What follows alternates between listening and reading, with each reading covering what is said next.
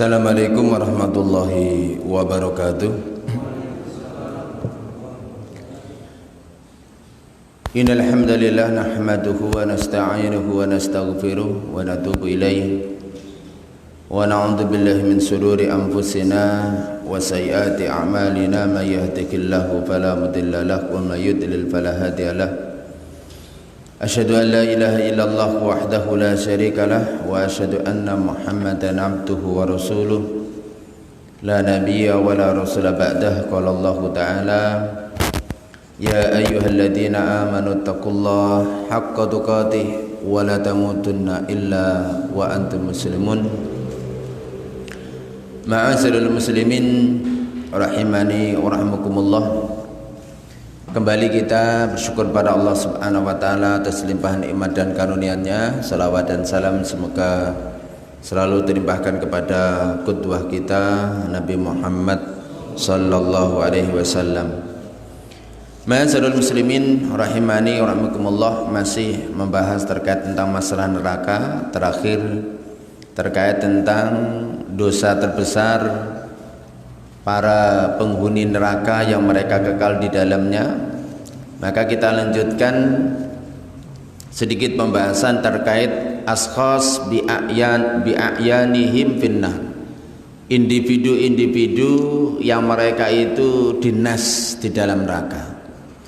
Ma'asyiral muslimin rahimani wa rahimakumullah, sebagai akidah Ahlussunnah wal Jamaah bahwasanya kita tidak bisa memastikan orang itu di dalam surga atau orang itu di dalam neraka kecuali ada dalil yang jelas-jelas mereka itu di surga atau di neraka. Sehingga ini menjadi prinsip akidah Ahlussunnah wal Jamaah. Ketika kita melihat orang yang dohirnya mukmin, maka kita hanya bisa berharap semoga mereka di dalam surga. Kita nggak bisa memastikan, ya, walaupun dohirnya mukmin, dohirnya muslim, kita nggak bisa memastikan. Yang bisa memastikan harus ada dalil. Sehingga apa? Sehingga kalau di dalam dalil terkait orang-orang yang dinas masuk surga itu banyak, ya. Terkenal kalau dalam hadis ada namanya al-asyarah al-mubasysyaruna bil jannah, 10 orang yang dikasih garansi oleh Rasulullah langsung dinas di dalam surga, ya. Abu Bakar, Umar, Utsman, Ali, ya, Talha, Zubair, kemudian yang namanya Abdurrahman ibn Auf, ya, Sa'ad ibn Abi Waqqas, itu kan Abu Ubaidah ibn Jarrah, dan sahabat-sahabat yang lain selain 10, ya, itu dinas dan itu ada nasnya. Begitu pula sebaliknya terkait tentang penghuni neraka, kita tidak bisa memastikan orang itu neraka, tidak bisa, ya. Kita hanya bisa menghukumi dohir. Kalau dia mati dalam kondisi ya namanya kafir, ya dohirnya neraka, ikan itu. Tapi kita nggak bisa memastikan, ya, tidak bisa memastikan. Namun ada, ya, beberapa individu yang dia dinas, ya, oleh Allah Subhanahu wa taala ataupun oleh Rasul, mereka itu di dalam neraka. Sebagai salah satu contoh saja itu adalah Fir'aunnya Nabi Musa. Jadi bukan semua Fir'aun, tidak, tapi Fir'aunnya pada zamannya Nabi Musa. Kenapa? Karena Allah Subhanahu wa taala berfirman, yaktumu qaumahu yaumal qiyamati fa'awradahumun nar. Jadi apa? Jadi Fir'aun, ya, Fir'aunnya Nabi Musa itu akan datang mendahului kaumnya pada hari kiamat, hingga kemudian dia itu akan menghantarkan kaumnya tersebut ke dalam neraka.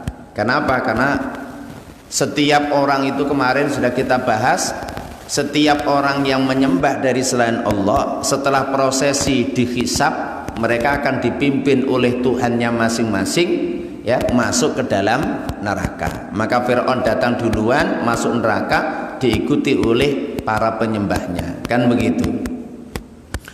Di antaranya siapa? Di antaranya dinas oleh Allah Subhanahu wa taala itu adalah istrinya Nabi Nuh dan istrinya Nabi Lut. Coba bayangkan, istri Nabi, ya, tapi di dalam neraka. Ya, jadi kayak itu. Berarti apa? Ini menunjukkan hubungan nasab ataupun hubungan kekeluargaan itu tidak bisa menjadi garansi kalau tidak ada iman. Jadi nggak ada iman. Keturunannya Nabi seumpama, emang kalau keturunan Nabi ada garansi? Tidak ada. Garansi itu kalau ada iman. Kalau nggak ada iman ya nggak bisa. Sehingga apa? Sehingga Allah Subhanahu Wa Taala di dalam surat At-Tahrim sudah berfirman, Daraballahu mathalan lilladzina kafaru imra'ata Nuhin wa imra'ata Lut kanata tahta 'abdaini min ibadina salihaini. Ya. Jadi apa?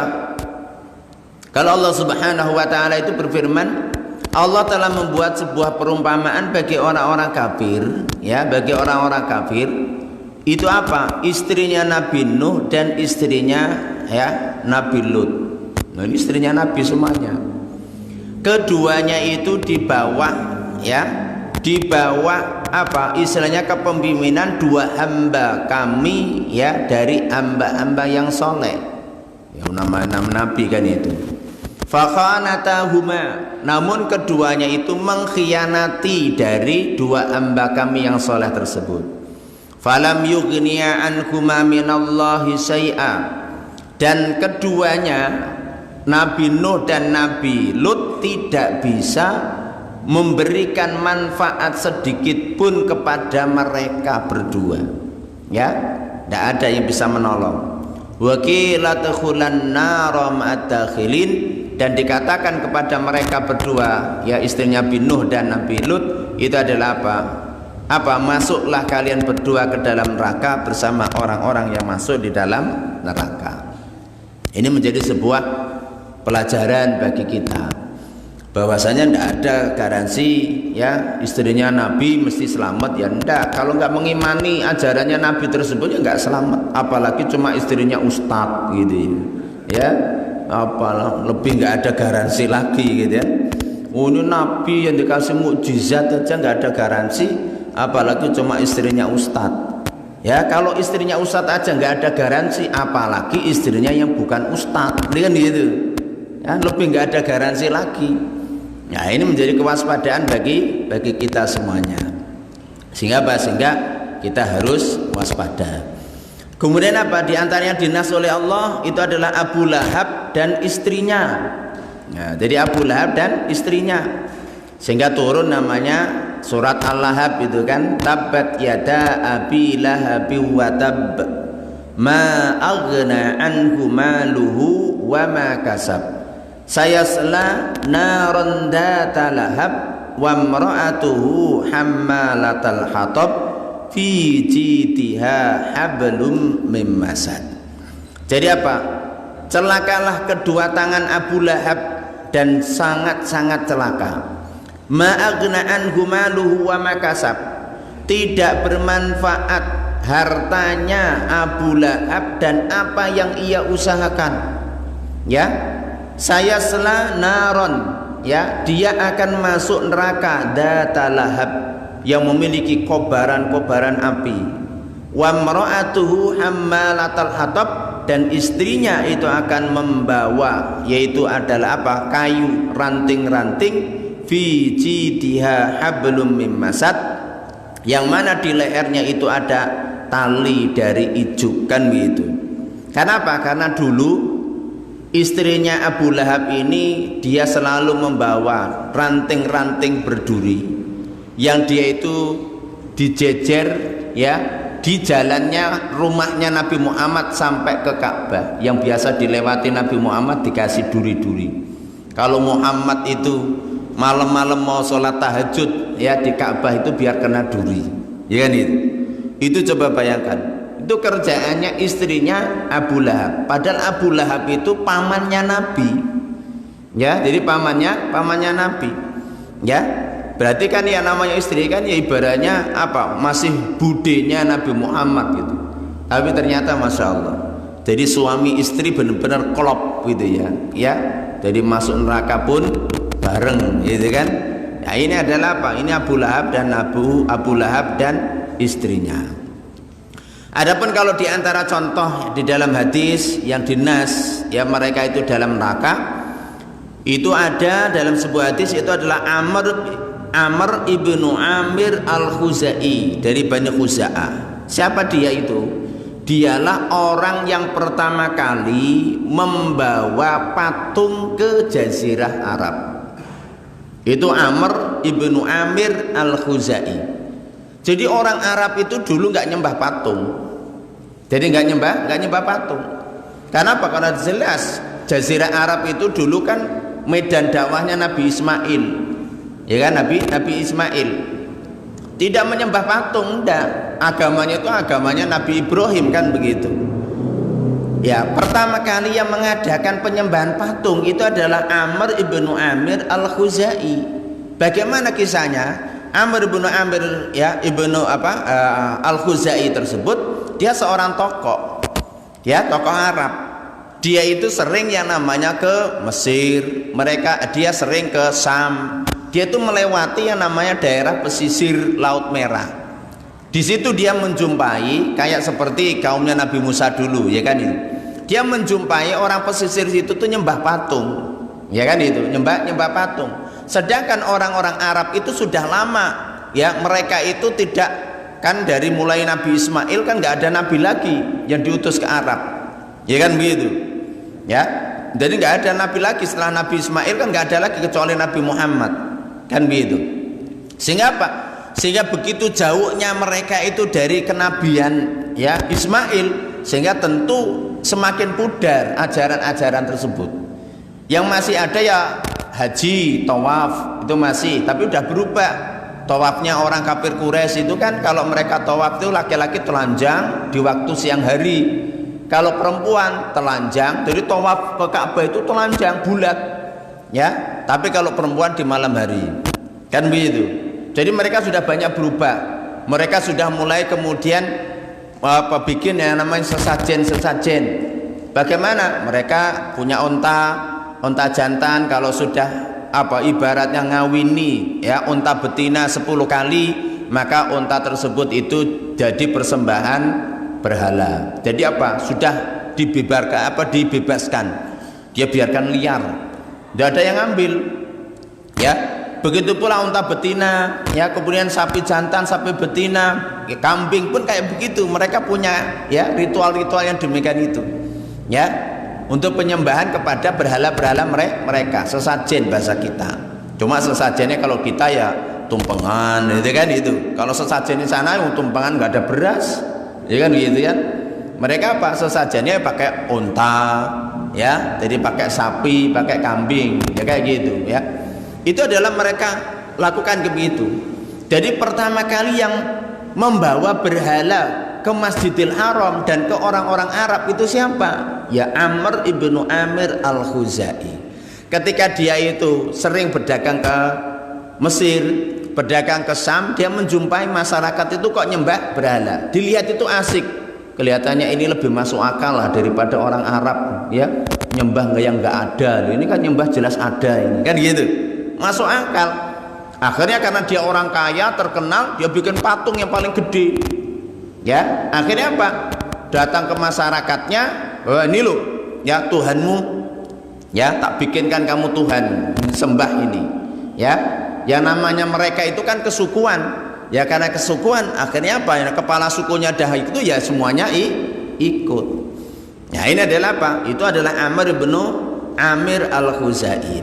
Di mana di dalam sebuah hadis Rasulullah sallallahu alaihi wasallam itu, ya, beliau faqat ra'ahu Rasul sallallahu alaihi wasallam yajurru am'aahu finnar, ya, yaitu adalah Rasulullah sallallahu alaihi wasallam melihat, ya, Amr bin Amir al-Khuzai di dalam ketika Isra wa Mi'raj itu Rasulullah melihat dia itu menyeret jeruannya, ya, jeruannya terburai di dalam neraka, ya, jadi ususnya, jeruan dalamnya itu keluar semuanya, dia nyeret, ya, di dalam neraka.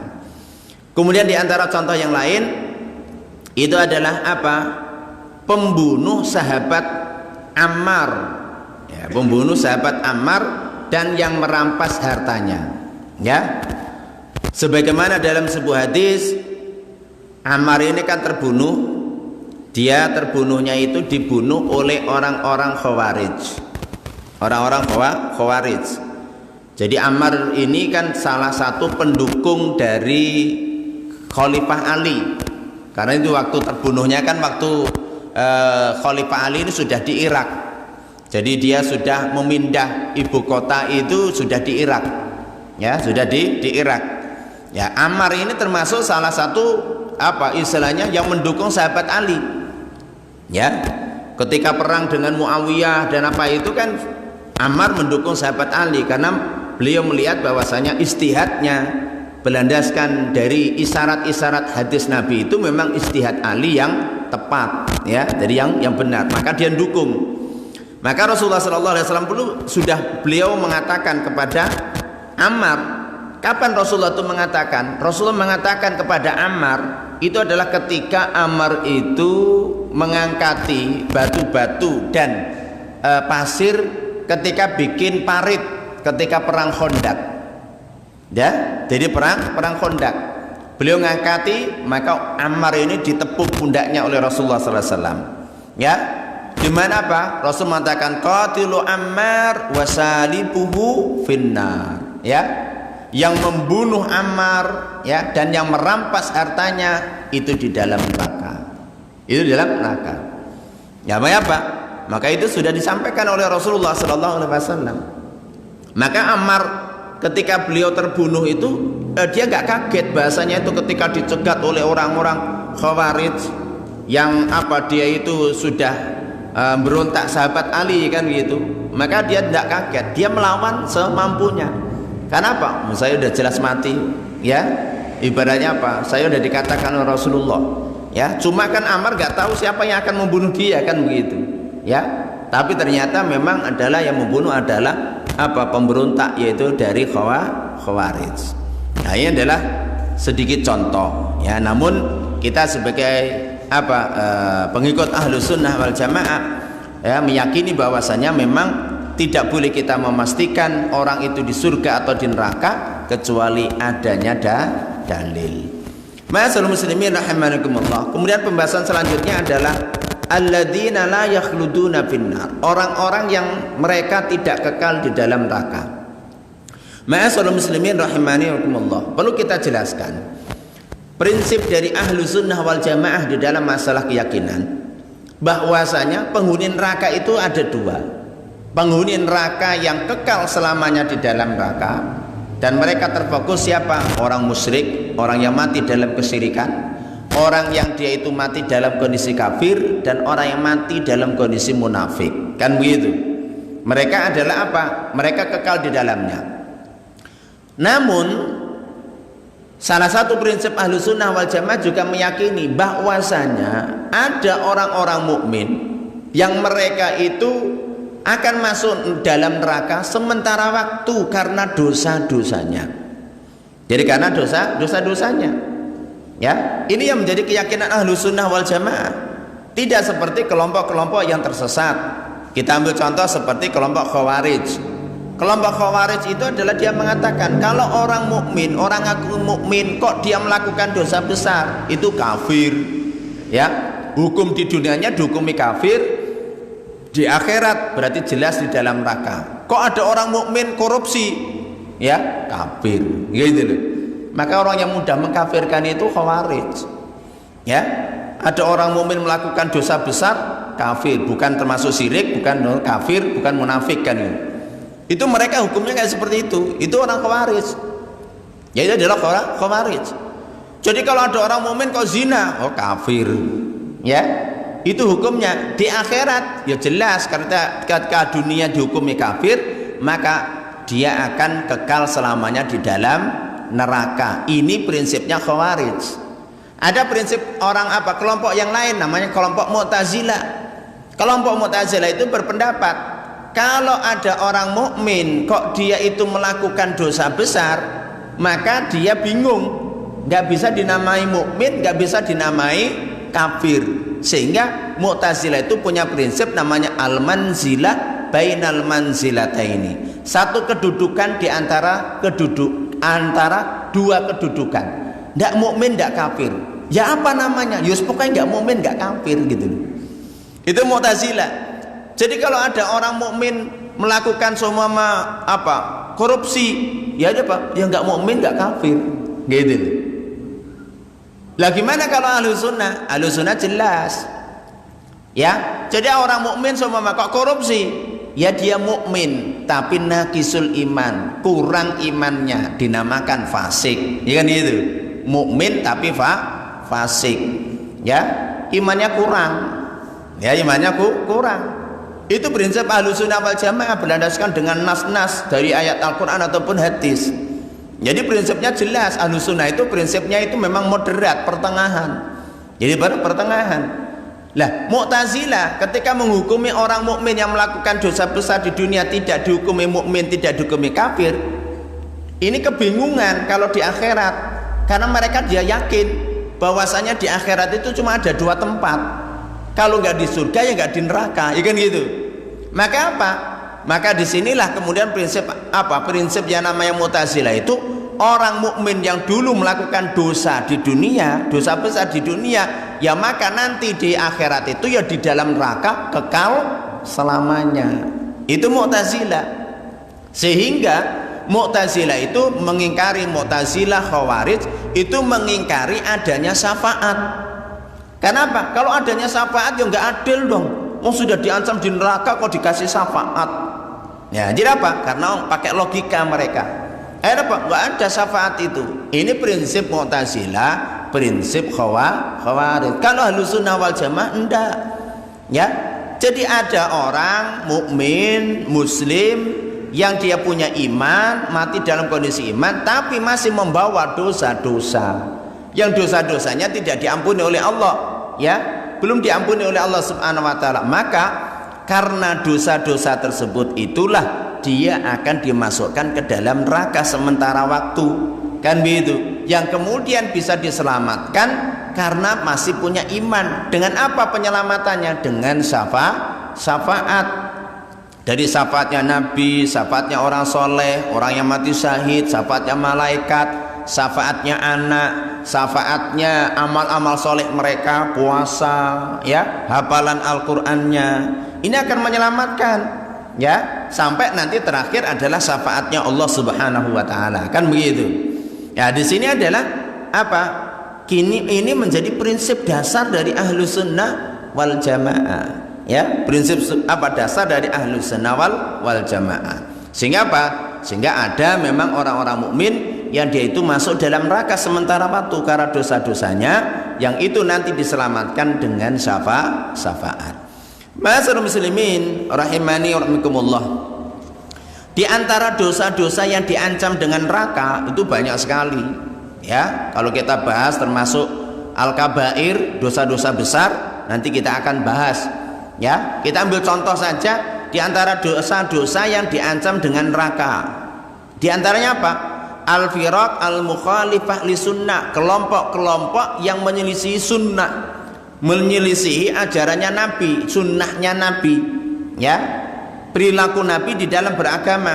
Ini diancam dengan neraka, walaupun tidak identik kekal, kan begitu. Kita ambil contoh seumpama Rasulullah sallallahu alaihi wasallam, beliau mengatakan, ala inna man qablakum min ahlil kitabi iftaraku ala sintaini wa sab'ina millah. Ketahuilah sesungguhnya umat sebelum kalian dari ahlul kitab itu mereka terpecah belah menjadi 72 golongan, kan begitu. Wa inna hadhil millah sataftariku ala salasin wa sab'in. Sedangkan agama ini yaitu Islam, umat Islam itu akan terpecah menjadi 73 golongan. Lebih banyak. Terpecah menjadi 73 golongan. Sintani wasab'una finnar. 72 golongan mereka akan di dalam neraka. Ya, coba bayangkan. Yang selamat cuma apa? Satu golongan. Wa wahidah fil jannah. Dan satu golongannya di dalam surga, yang sudah langsung dikasih garansi. Wahiyal jamaah, itulah al jamaah, yaitu apa? Umat Islam yang menetapi jamaahnya umat Islam, yaitu generasi para sahabat, ya, generasinya Rasul dan para sahabat, sehingga dinamakan jamaah itu mereka ahlu sunnah wal jamaah. Kenapa kok dinamakan ahlu sunnah? Karena mereka berpegang dengan sunnahnya Nabi, sebagaimana di dalam hadis Nabi yang lain Rasulullah Shallallahu Alaihi Wasallam, siapa yang selamat itu adalah apa? Yang selamat itu siapa wahai Rasulullah? Maka Rasul sallallahu alaihi wasallam menjawab, ma ana alaihi wa ashabi, yaitu adalah orang mukmin, orang muslim yang dia itu berpegang teguh dengan apa yang aku pegang teguh, yaitu apa? Ajaran agamanya, sunnahnya Nabi. Wa ashabi, dan para sahabatku berpegang teguh dengan apa yang dipegang teguh dalam masalah agama ini oleh para sahabat, sehingga dinamakan ahlu sunnah wal jamaah. Ahlu sunnah berarti berpegang teguh dengan sunnah Nabi, wal jamaah berpegang teguh dengan pemahamannya para sahabat. Itulah yang nanti akan dikasih garansi oleh yang namanya apa? Rasulullah Sallallahu Alaihi Wasallam. Jadi kunci keselamatan itu berpegang teguh dengan sunnah dan mengikuti pemahaman salaful ummah, yaitu adalah generasi para sahabat, ya. Kenapa? Karena mereka sudah dikasih garansi oleh Allah. Sahabat itu kan generasi yang radhiyallahu anhum wa radu'an. Allah ridha kepada mereka, mereka ridha kepada Allah. Rasul sendiri sudah memberikan garansi bahwasanya khairul qurun, ya, qarni, sebaik-baik masa itu masaku. Tsummal ladzina yalunahum, kemudian masa setelahnya, tsummal ladzina yalunahum, kemudian masa setelahnya. Masanya Nabi siapa? Ya para sahabat. Setelah sahabat siapa? Tabi'in. Setelah tabi'in siapa? Tabi'in. Mereka lah 3 masa, ya, yang utama di dalam sejarah atau peradaban Islam. Ma'asyiral muslimin rahimani wa rahmakumullah. Kemudian di antara yang dosa yang diancam, ya, masuk neraka itu adalah apa? Al-jairuna fil hukm. Ya, orang-orang yang dia itu dolim di dalam menghukumi. Nah, ini siapa? Para hakim. Ya, jadi para hakim. Ya, sehingga apa? Karena prinsip di dalam Islam itu seorang pemimpin, seorang hakim harus menghukumi secara adil. Allah berfirman, innallaha ya'murukum an tu'addul amanati ila ahliha.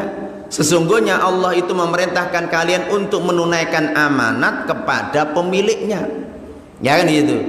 Wa idza hakamtum bainan nas antahkumu bil adl. Jika kalian menghukumi di antara manusia itu, maka hukumilah dengan adil. Ya. Lah kalau enggak adil apa? Kalau enggak adil dolim berarti kan. Maka diancam oleh Rasulullah sallallahu alaihi wasallam. Beliau mengatakan al-qudatu salas. Ya, salasa. Para qadhi, para hakim itu 3 kelompok. Wahid fil jannah, 1 kelompok di dalam surga, ya.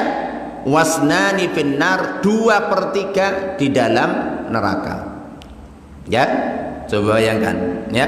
Ini sudah apa? Ancaman dari Nabi. Siapa yang akan di dalam surga itu? Fa ammal ladzi fil jannah, adapun seorang hakim yang dia di dalam surga itu, farajulun arafal haq wa qada bih, yaitu orang yang tahu kebenaran dan dia menghukumi dengan kebenaran tersebut, ya, dialah yang masuk surga, hakim yang masuk surga. Wa rajulun arafal haq fajara fil hukm, yang masuk neraka 2/3-nya siapa? Yang pertama, seorang hakim yang tahu kebenaran namun dia itu adalah dolim di dalam menghukumi, ya, tidak menghukumi dengan adil. Kenapa? Ya bisa banyak faktor, ya kan. Bisa karena mungkin disuap, ya kan begitu, ya, takut kehilangan jabatan, macam-macam. Sehingga apa? Yaitu, ya, dia bisa menghukumi di dunia tapi nanti di akhirat dihukumi oleh Allah, maka apa? Maka dia akan diancam di dalam neraka. Fahuwa finnar, maka dia di dalam neraka. Wa rajulun qadalin nasi ala jahlin, dan yang kedua adalah orang yang dia itu menghukumi manusia berlandaskan kebodohan, ya, tidak tahu hukum, lihat itu, menghukumi fahuwa finnar, maka dia di dalam neraka. Ini salah satu profesi yang mengkhawatirkan, ya. tapi ya cukup menggiurkan, kan gitu kan? Karena apa? Karena kalau ada masalah apa-apa itu kan apa? Yang bisa memutuskan permasalahan kan hakim gitu ya. Makanya apa? Maka itu enggak sembarangan. Jadi tidak sembarangan. Ma'asyiral muslimin rahimanillah, di antara dosa yang diancam ya dengan siksa neraka itu adalah apa? Berdusta kepada Nabi atau berdusta atas nama Rasulullah sallallahu alaihi wasallam ya. Contohnya kalau dalam kehidupan kita apa? Ya, ini kita harus hati-hati, yaitu terkait tentang penyandaran hadis Nabi ya kepada Nabi Muhammad padahal itu bukan hadis. Ini harus hati-hati. Karena kalau Anda tahu, maka apa? Anda sama dengan berdusta ya atas nama Nabi. Anda mencari tameng Nabi kan gitu untuk kebohongan Anda. Ya, maka di dalam prinsip Islam, kenapa ulama-ulama kita ini sangat ketat di dalam masalah hadis? Sampai kemudian ada ilmu tersendiri namanya ilmu hadis, ilmu mustalahul hadis, ya, ilmu tentang rijalul hadis, perawi-perawi hadis itu sampai diteliti. Karena apa? Karena mulai maraknya pada waktu itu apa? Pemalsu hadis. Ya, penjual terong bikin hadis. Ya, mengatakan al-badinjanu sifaun likullida, terong itu obat segala penyakit. Kenapa? Dia penjual terong. Lihat itu kan? Jadi itu. Ya Pak, hadis palsu. Lihat itu, hadis palsu. Ya, sampai sekarang masih masyhur di kalangan kita. Ya, utlubul ilma walau bisin. Ya, tuntutlah ilmu walaupun sampai negeri Cina. Hadis Nabi, gitu kan itu. Ya, nggak akan Anda jumpai itu dalam kitab-kitab hadis. Itu bukan hadis Nabi ya, ini bukan hadis Nabi. Kalau kita sudah tahu, jangan sampai kita mengatakan itu hadis. Kenapa? Itu bukan hadis ya. Jadi apa? Karena nanti kalau tetap ya Anda mengatakan itu sebagai hadis Nabi, itu padahal tidak apa? Bukan hadis Nabi, maka sama Anda itu berdusta atas nama Nabi. Maka Rasulullah SAW beliau mengatakan di dalam sebuah hadisnya, la takdzibu alayya, jangan kalian berdusta kepadaku. Fa innahu man kadzaba alayya yalijun nar, barang siapa yang berdusta kepadaku maka dia akan masuk neraka. Dalam hadis yang lain beliau mengatakan, man kadzaba alayya muta'ammidan, maka barang siapa yang berdusta kepadaku secara sengaja, falyatabawwa maq'adahu finnar ya minan nar, maka siap-siaplah dia menempati tempatnya dari neraka ya. Insya Allah ya, ini dosa besar. Kenapa? Karena diancam yang namanya oleh Rasul dengan neraka, kan begitu. Ma'asyiral muslimin rahimakumullah, di antara dosa besar yang lain yang diancam neraka itu adalah apa? Al-kibru, sombong. Jadi sombong. Allah Subhanahu wa taala berfirman dalam hadis qudsi, al-kibriya'u ridai. Ya, dari al-kibriya, kesombongan itu adalah ridai, baju atasku, kata Allah. Wal azamatu izari, ya, dan keagungan itu baju bawahku. Faman naza'ani wahidan minhuma adkhaltuhun nar, barang siapa yang dia merampas salah satu keduanya dariku, aku masukkan dia ke dalam neraka. Dalam riwayat Muslim, azaqtuhun nar, aku rasakan dia itu siksa neraka. Jadi yang layak sombong itu hanya siapa? Allah Subhanahu wa taala. Kenapa? Karena Allah Maha segalanya. Ya kan begitu. Ya kalau orang ya baru punya fisik agak gagah dikit aja petantang petenteng jadi preman gitu ya. Ya, apa yang dibanggakan? Ya, apa yang dibanggakan? Jabatan nggak bisa dibanggakan, harta nggak bisa dibanggakan. Kenapa? Nggak layak. Kenapa? Wong itu semuanya pemberian kok. Ya, kita ini kan dikasih oleh Allah Subhanahu wa taala. Ya, kalau Allah Subhanahu wa taala itu maha segalanya, maka yang layak sombong, ya, yang benar-benar merasa paling agung siapa? Ya Allah Subhanahu wa taala. Ya, sehingga kalau itu diambil, dia ingin ibaratnya ngambil salah satu yang menjadi itu miliknya Allah, haknya Allah, maka Allah murka kepadanya dengan dimasukkan dalam neraka. Ma'asyiral muslimin rahimani wa rahimakumullah.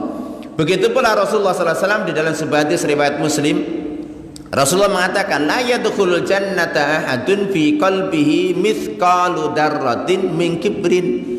Tidak masuk surga seseorang yang di dalam hatinya itu ada seberat darah berupa kesombongan. Ya. Jadi kalau ada orang punya kesombongan di dalam hatinya walaupun cuma seberat darah, maka apa? Darah itu kan penafsirannya ada yang apa? Semut putih yang kecil, ya kan itu. Ya, jadi apa? Intinya sesuatu yang kecil tapi berupa kesombongan tidak berhak masuk surga, mesti mampir neraka, kan begitu. Faqala rajulun, maka seorang sahabat bertanya, innar rajula yuhibbu an yakuna thawbuhu hasanan. Wahai Rasulullah, ya, ada seseorang yang dia senang bajunya itu bagus, wa na'luhu hasanan, sendalnya bagus, ya, apakah itu kesombongan wahai Rasulullah? Bahasa kita pamer, kan gitu ya, punya baju ya pakai, ya, maka apa? Itu bukan sombong. Memang sudah semestinya kalau kita ini punya rizki, kok kita bisa beli, ya kenapa tidak, untuk menampakkan asar nikmatnya Allah subhanahu wa ta'ala. Yang penting kan beli baju niatnya untuk apa, ya kan gitu, bukan niatnya baju untuk gagah-gagahan, ya kan itu. Makanya kalau niat beli baju untuk apa? Oh, saya beli baju ini untuk sholat, bukan untuk kondangan loh ya. Seringnya kita ini beli baju kan baju spesial untuk kondangan gitu ya, salah ya. Jadi kayak itu nggak harus ada tuh baju kondangan harus pakai batik, nggak apa. Kalau Anda beli baju itu niatkan untuk sholat, sehingga pertama kali Anda beli baju itu gunakan untuk ibadah, jangan gunakan untuk yang lain dulu ya. Habis itu pakai kondangan nggak apa-apa gitu loh, tapi syukurnya dulu berupa ini Pak, ini dipakai untuk ibadah ya. Sehingga apa? Niat kita ini benar-benar apa? Taat. Enggak, kadang kita ini beli baju niatnya untuk kondangan, sini mantap loh ini kan saya RT ini kan gitu ya. Ya ini apa? Jadi repot itu. Sehingga apa kata Rasulullah SAW? Innallaha jamilun yuhibbul jamal. Allah itu maha indah, mencintai keindahan. Jadi orang muslim itu harusnya apa? Punya perilaku yang indah, bajunya rapi, ya kan, dandanannya rapi, ya, suka kebersihan. Itu ajaran Islam. Lah kalau orang muslim nggak senang rapi, nggak senang bersih, ya itu berarti masih dipertanyakan keimanannya, ya. Jadi kayak itu. Walaupun kebanyakan orang muslim kayak begitu ya, buang sampah sembarangan, kan gitu, ya. Itu memang belum, Islamnya itu masih jelas belum benar apa, belum benar-benar dihayati ya. Jadi kayak begitu. Sehingga Rasulullah memberikan definisi sombong itu apa? Al-kibru batarul haq. Sombong itu menolak kebenaran, itu namanya sombong. Ini definisi yang pertama. Kalau kita sudah tahu itu kebenaran kok kita tolak, kita tentang, itu namanya sombong. Itu namanya sombong. Jadi pertama definisi yang namanya sombong itu menolak kebenaran. Sudah jelas-jelas itu satu kebenaran kok kemudian ditentang. Andai kata itu sebuah dalil Al-Quran jelas, tidak ada multi tafsir ya, maknanya jelas, nggak ada makna yang kedua atau yang ketiga, maknanya cuma satu itu semua, sangat jelas. Hadis pun ya jelas, hadisnya sahih, maknanya jelas, nggak ada takwil-takwil yang lain lagi. Kok kemudian dia menentang? Itulah orang yang sombong. Maka hati-hati kalau udah apa, orang mukmin itu kalau sudah dalil itu jelas Al-Quran atau hadis Nabi yang sahih, itu sudah prinsipnya itu adalah sami'na wa ata'na ya, itu prinsipnya. Ini definisi yang pertama. Yang kedua, wa ghamtun nas, yaitu adalah apa? Melecehkan manusia ya. Jadi apa? Melecehkan, menghina manusia. Ini apa? Sombong dengan sesama ya, karena dia merasa seorang pejabat melecehkan rakyatnya ya. Dia seorang aparat malah melecehkan orang yang lain yang bukan aparat, kan begitu. Ini namanya apa? Ini adalah kesombongan. Dia orang kaya melecehkan orang yang miskin. Maka apa? Itulah namanya kesombongan terhadap sesama manusia. Tapi sombong di hadapan Allah itu adalah menolak kebenaran yang datangnya dari Allah Subhanahu wa ta'ala. Dan itu kedua-duanya adalah dinamakan sombong. Ma'asyiral muslimin rahimani wa rahimakumullah.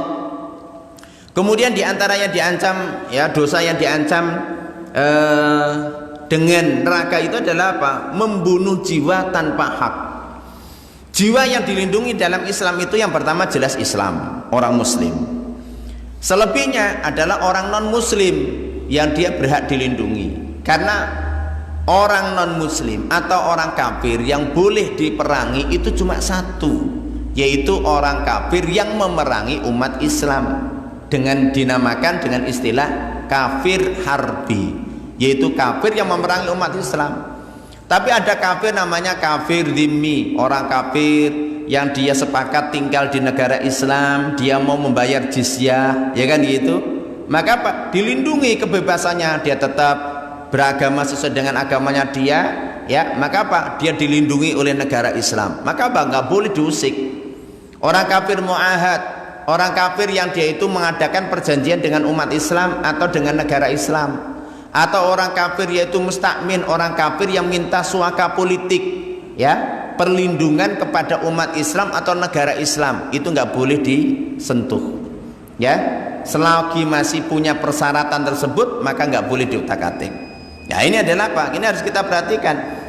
Sehingga yang boleh diperangi cuma satu, orang kafir harbi, orang kafir yang memerangi umat Islam.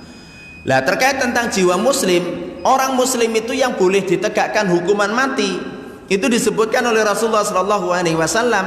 Itu adalah apa? La yakhillu damu mri'in muslimin yashhadu an la ilaha illallah wa anni rasulullah illa bi ihdasalas.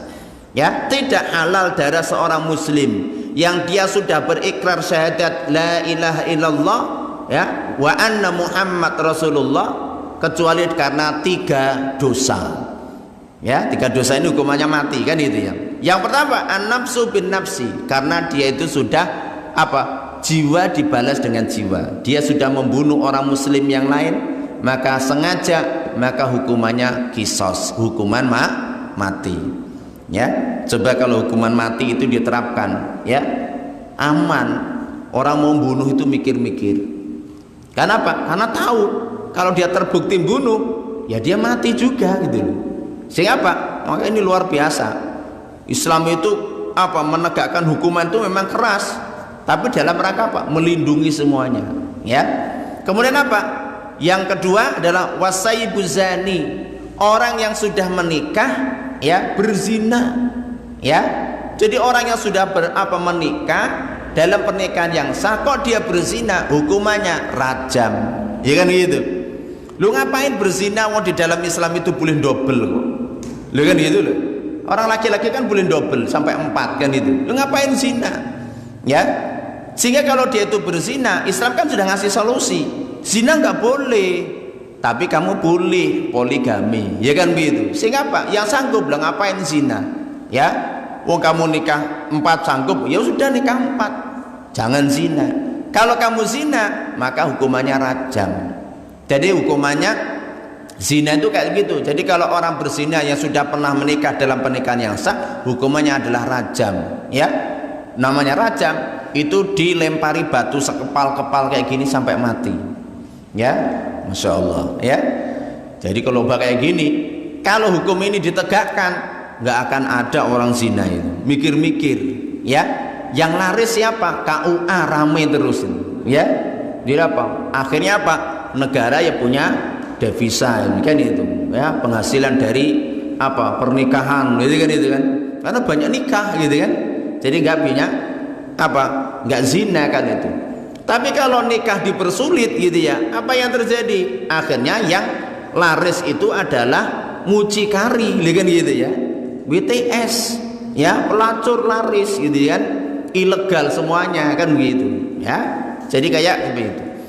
Kemudian watariku lidinihi al-mufariq lil jamaah, orang yang meninggalkan agamanya berarti murtad. Al-mufariq lil jamaah, yang meninggalkan jamaah umat Islam, yaitu adalah apa? Orang yang murtad. Mungkin sedikit kita jelaskan. Kenapa? Dalam Islam katanya la ikraha fiddin, enggak ada paksaan dalam memeluk agama. Lu kok ini ada penegakan orang murtad. Oh, dia mau pindah agama kok dihukum mati, kan gitu. Gimana? Ini kontradiktif. Ya. Jadi apa? Perlu kita sedikit jelaskan karena zaman kita ini kan zaman serba dikaburkan gitu ya. Ya, Islam itu selalu dituduh dengan berbagai macam tuduhan. Kan gitu. Perlu kita jelaskan begini ma'asyiral muslimin. Allah itu berfirman benar, la ikraha fiddin. Tidak ada paksaan dalam memeluk agama. Islam itu nggak akan pernah memaksa orang, kamu harus Islam, kalau nggak tak, nggak ada. Dalam Islam nggak boleh. Orang masuk Islam itu harus rohabatus sadr, lapang dada, ridho, ya, Islam sebagai agama. Jadi nggak boleh yang namanya dipaksa, nggak boleh. Itu dalam masuk Islam. Orang mau Islam biarin saja. Makanya Islam itu kan ditawarkan, monggo kalau mau Islam, ya itu kan, nggak mau nggak apa-apa, kan begitu. Sehingga apa? Lah kalau sudah mau masuk Islam dengan sukarela, dengan keridhoannya, Islam punya aturan. Kalau sudah masuk Islam itu kan ada aturan. Sebelum masuk Islam itu nggak boleh dikenai aturan Islam. Oh dia belum masuk Islam kok, kan begitu. Saya kasih contoh logikanya kayak apa? Begini Bapak Ibu. Jadi apa? Kalau Anda punya anak mau sekolah, mau sekolah itu kan terserah Anda mau milih sekolah mana. Ya, taruhlah semua lulus SD, mau Anda pilih ibaratnya di sekolah A, B, C, D, kan terserah Anda. Apa ada semua sekolah A kemudian memaksa, pokoknya anak Anda harus masuk sini, kalau enggak tak gebukin jenengan. Ya, ada kayak seperti itu. Ya sekolahnya itu ya apa? Yang nggak beres kan gitu. Kan nggak ada. Tapi pertanyaannya, ketika anak Anda sudah dengan sukarela Anda masukkan ke sekolah A, ya kan gitu. Sekolah A itu memenuhi syarat. Kalau anak Anda sudah masuk di sini, kalau mau keluar ya tanpa sebuah sebab, Anda bisa kena penalti semua, kena denda 2 juta. Kan itu. Ya 2 juta. Itu kan ketika sudah di dalam, ya kan itu. Anda bisa protes enggak? Ya nggak bisa. Karena apa? Sebelumnya ada tanda tangan. Dalam Islam pun kayak seperti itu. Ya, ketika sebelum masuk Islam kita nggak boleh memaksa orang. Tapi ketika sudah di dalam Islam, Islam punya ajaran. Apa ajarannya? Kalau kamu itu mau keluar, itu harus dihukum mati. Kayak gitu kan? Kenapa? Kalau sampai murtad dari Islam, ya hukumannya mati. Kenapa? Itu namanya pelecehan terhadap Islam. Oh nggak ada paksaan kok. Lebih baik kamu nggak usah masuk Islam dari awal kalau kamu murtad itu, kan gitu. Makanya apa? Maka ditegakkan, kalau hukum Islam itu tegak, orang yang keluar dari agama Islam atau murtad, hukumannya adalah mati. Nah ini adalah diantara contoh, yang masih banyak contoh-contoh yang lain. Insya Allah nanti kita akan bahas ya pada pertemuan yang akan datang, karena waktu Isya sudah tiba. Semoga ada manfaatnya. Akhirul kalam, kita tutup dengan doa kafaratul majlis. Subhanakallahumma wa bihamdika asyhadu an la ilaha illa anta astaghfiruka wa atubu ilaik. Assalamualaikum warahmatullahi wabarakatuh.